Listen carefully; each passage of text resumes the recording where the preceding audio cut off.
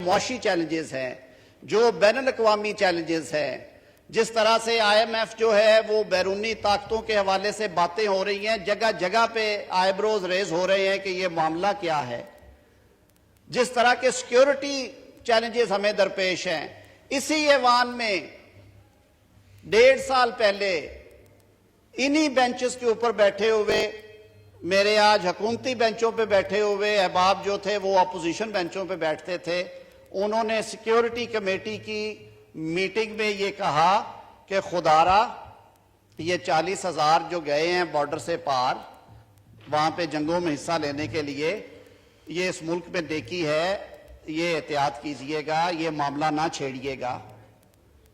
کسی کی نہیں سنی۔ اس وقت کے وزیر اعظم صاحب کس سوچ میں تھے، کیا ان کی لائن آف ایکشن تھی؟ آج دیں وہ قوم کو جواب آ کے، وہ آباد کاری کے نتائج پوچھیں میرے ان بھائیوں سے جو خیبر پختونخوا کے اضلاع سے تعلق رکھتے ہیں اور بہنوں سے، پوچھیں قوم کے ان بچوں سے، نوجوانوں سے جو اب شہادتیں اور جانوں کے نذرانے دے کے اپنے بھائیوں اور بہنوں کی حفاظت کر رہے ہیں، اور پوچھئے اس وقت کی عسکری قیادت سے کہ اس فیصلے کے پیچھے کیا رموز اور کیا راز تھے اور کیا وجوہات تھی جن کی وجہ سے یہ فیصلے کیے گئے۔ تو جناب اسپیکر، ملک کو اگر آپ نے آگے لے کے جانا ہے، اگر آپ نے اس ملک میں آئین اور قانون کی بالادستی اور پاسداری چاہتے ہیں، تو پھر فیصلے وقت کی ضرورت کے مطابق ضرور کریں، لیکن سکیل برابر رکھ کے کریں۔ پھر فیصلے آپ تول کے دیں۔ اگر 63A کی تشریح میں آرٹیکل 17 پڑھا ہے تو پھر آج 224 کو ایز اے ہول پڑھیں اور 218(3) کے ساتھ ملا کے پڑھیں۔ 218(3) الیکشن کمیشن کو یہ اختیار دیتا ہے، وہ آئینی ادارہ ہے، وہ خود مختار ادارہ ہے۔ یہ فیصلہ الیکشن کمیشن نے کرنا ہے کہ ملک میں انتخابات کس طرح سے، کس ٹائم پہ، کن حالات میں ہونے۔ اگر الیکشن کمیشن سمجھتا ہے کہ انتخابات میں خون ریزی ہے، انتخابات میں بربادی تباہی ہے، تو وہ اگر شیڈیول کو آگے لے جاتا ہے، پیچھے کرتا ہے، تو الیکشن کمیشن کا یہ اختیار ہے۔ الیکشن کمیشن نے یہ سارے سٹیک ہولڈرز کو سننے کے بعد کوئی فیصلہ کیا ہے۔ تو میں زیادہ وقت نہیں لوں گا، میں اس معزز ایوان سے صرف یہ استدعا کروں گا کہ آپ نے گزشتہ ہفتے بھی ایک قرارداد پاس کی جس میں آپ نے عدالت عظمیٰ سے یہ استدعا کی، یہ مطالبہ کیا اور انہیں اپنا آئینی رائٹ ایکسرسائز کرتے ہوئے یہ بتایا کہ آپ فیصلے کرتے وقت جو گڈ پریکٹسز ہیں، جوڈیشل پروپرائٹی ہے، جو آئینی معاملات ہیں، ان کو سامنے رکھیں۔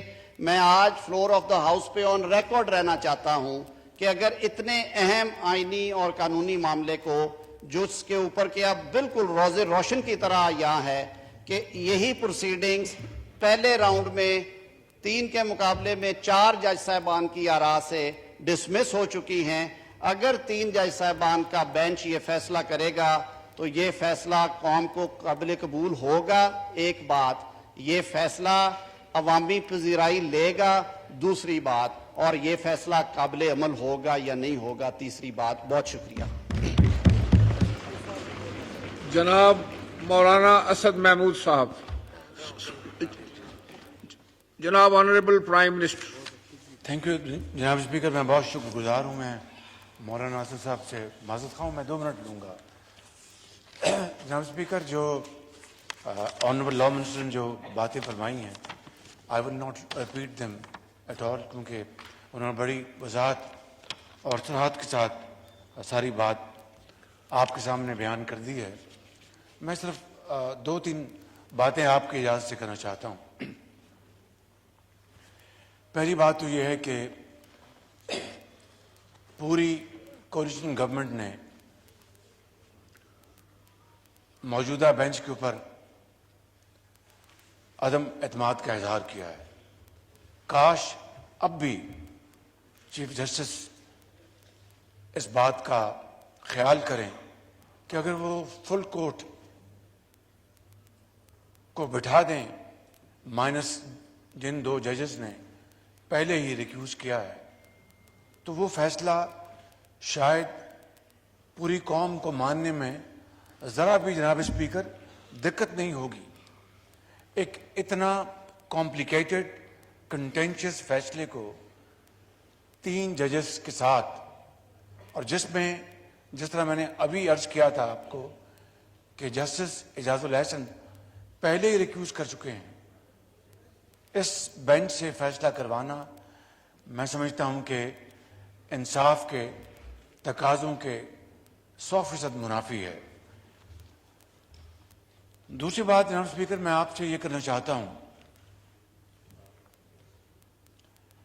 میں ایک ناتواں انسان ہوں۔ میں نے چند دن پہلے آپ کی اجازت سے میں نے اس منتخب ایوان کو اپنی معروضات پیش کی تھی۔ اس کے اگلے دن آنریبل چیف جسٹس نے پروسیڈنگ کے دوران انہوں نے ریمارکس دیے اور کہا کہ اسمبلی میں ایک شخص یا کئی لوگ جیلیں کاٹ کر وہاں پر تقریریں کر رہے ہیں۔ جناب اسپیکر، جیل کاٹنا ایک موقف کے لیے،